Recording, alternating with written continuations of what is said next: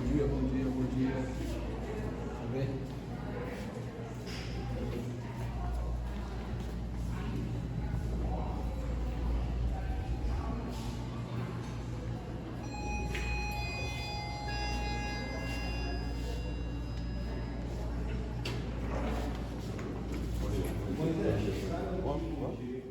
E por que você escolheu fazer direito?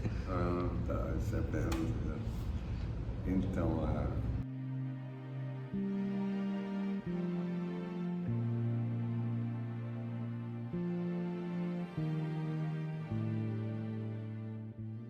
eu entrei em 73 aqui, aí fiquei 73, 72, 74, 75, 2. Eu fui para a administração, eu queria fazer economia. Eu estou aqui recomeçando, com interesse no direito, né? Eu tenho um grande interesse na área ambiental. Tive pródigo voltando à casa, né, do pai, a casa da mãe, né? Porque é feminino, né? Uma questão interessante para a gente pensar sobre isso é a questão do etarismo, né? A gente tem uma sociedade pautada pela ideia da juventude como referência. Então, ser jovem é a grande busca, é o grande ideal, permanecer jovem. E você trazer para um ambiente que é um ambiente eminentemente jovem, alguém que está fora desse espectro, você traz uma questão interessante, porque a gente briga muito claramente, uma sociedade progressista, contra a discriminação de cor, de gênero, de sexualidade, mas com relação ao etarismo há uma certa resistência.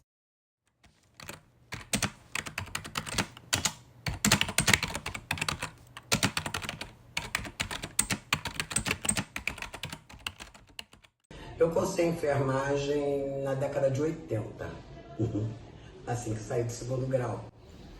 Na época, né? Então, eu fiz o vestibular, procurei vagas em vários outros lugares, eu coloquei enfermagem, ciências sociais, normalmente algo ligado ao ser humano, a alguma pessoa, às pessoas, aliás. Então, eu fiz a enfermagem, quase me formei, porque eu não consegui passar para uma faculdade pública. Eu passei por uma faculdade particular, Luiza de Marilac, lá na Tijuca. E era difícil ir todos os dias, era integral e integral de enfermagem. Você tem que ir todos os dias, fidedignamente, não é igual a gente é integral aqui, mas a gente pode dividir as matérias. Não, lá era aquele dia tal, era como a gente diz, grade dura, porque uma coisa dependia da outra para poder evoluir o estudo. Então, passou um tempo que eu fiquei com dificuldade, porque primeiro que muitas vezes eu faltava muito por causa da faculdade, ganhava menos e acabei que lá a gente tinha que pagar uma percentagem e eu ganhei bolsa parcial e começou a ficar difícil, parei de pagar, então eu me formei, mas não, quer dizer, quase me formei, não cheguei a me formar. A minha mãe era doméstica, entendeu? Então eu comecei a dividir com ela a responsabilidade de casa e precisava trabalhar. Quando a gente é pobre, a gente vai até um ponto. Sempre pautei minha vida estudando, né? Porque eu sempre entendi que saber não ocupa lugar, né? E sempre privilegiei o estudo, o saber, além do que somente estudar para as provas. Então eu entendo que as pessoas devem se voltar para aprender e não simplesmente para passar de ano, ter um diploma. Muito embora eu seja detentor de 4 diplomas superiores, quais sejam, né? Direito, pela Universidade Federal do Rio de Janeiro, Engenharia, pela Universidade do Estado do Rio de Janeiro, Estatística, pela Escola Nacional de Ciências Estatísticas, e também Educação Física pela Universidade Federal do Rio de Janeiro. Permaneço estudando sempre, né? Eu entendo que o saber, ele, inclusive, ele também tem um conteúdo de cultura, porque a cultura, em síntese, é a aplicação do saber. Porque a pessoa pode ter um saber e não ter uma cultura adequada para utilizar aquele saber. A pessoa pode ter um grande saber e utilizar aquele saber para o bem ou para o mal. A gente viveu muito uma época de uma certa ditadura da ideia do trabalho como alguma coisa que tem que dar dinheiro, que tem que sustentar, que é o papel da casa, né? E de repente a gente vive uma época de muito mais busca de autenticidade. Quem é você? O que você realmente gosta? O que você está procurando na vida? E essas pessoas que vêm de uma outra geração, talvez estão tendo agora a maturidade de se abrir para essa autenticidade, para se encontrar com algo que realmente gosta, correr os riscos, né? Porque muitas vezes, eu como professor, vejo muita gente que escolheu a profissão para não correr risco. Esse movimento, né, da 70 mais ingressando na universidade é algo que tem crescido. Tem uma universidade até em Brasília que já tem um vestibular para esse público. Isso é muito interessante, né? Eu vejo alguns aspectos, assim, né, alguns impactos psicológicos que podem acontecer, né? E isso vai variar muito de pessoa para pessoa, porque cada um tem a sua história, né? Mas assim, o choque geracional, né, que pode gerar sentimentos de inadequação, isso pode acontecer, né? A pessoa com 60 mais, ela pode se sentir um pouco deslocada, insegura, né, diante da questão tecnológica, né, que está sendo cada vez mais utilizada na universidade.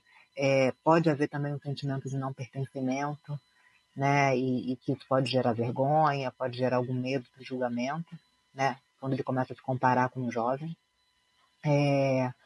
O lado bom, né, que tem um estímulo à flexibilidade cognitiva, né, isso assim, acaba diminuindo, né, o declínio cognitivo que acaba acontecendo no envelhecimento.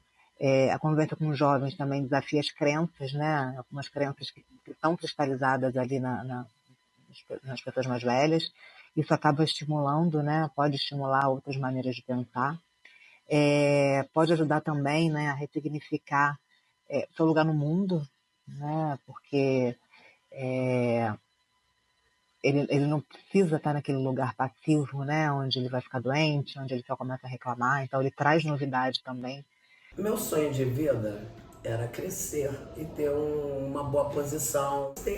Eu acabo não me fechando para o resto das pessoas se não há um contato de conversa, se não existir aproximação, eu também não insisto, entendeu? Eu acho que é muito melhor quando a pessoa te busca do que você busca as pessoas, porque você não sabe se as pessoas estão a fim de te conhecer, certo? Aí, pô, trocou palavra, eu sou totalmente aberta.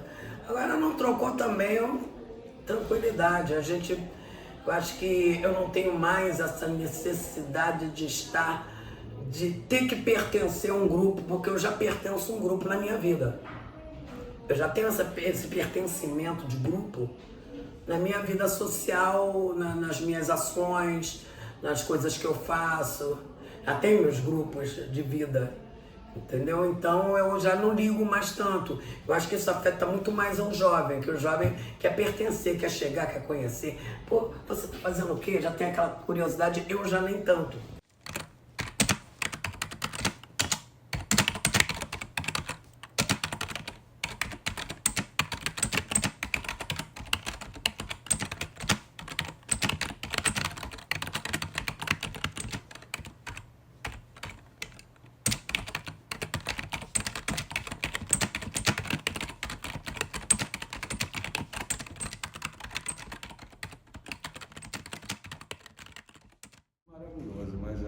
O mundo, as injustiças ainda estão aí presentes, e isso me revolta um pouco.